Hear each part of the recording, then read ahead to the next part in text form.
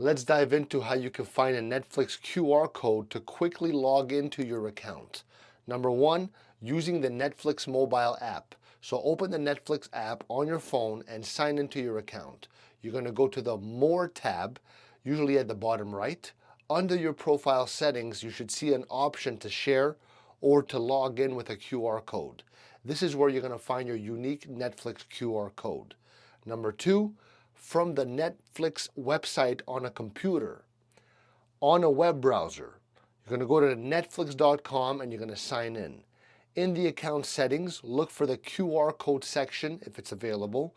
This is often found under your profile settings or login preferences. Number three, use a third-party QR code generator. If you can't find it directly through Netflix, you could use a third-party website like QR Code Monkey or QR Stuff.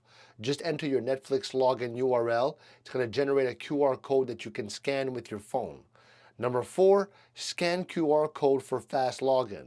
So to log in, simply scan the code using your phone's camera or Netflix mobile app. It's going to automatically log you in without needing to type anything. Number five, share the QR code. So if you want to share your account with someone else, you could share your unique Netflix QR code directly with them, making it super simple for them to access your account.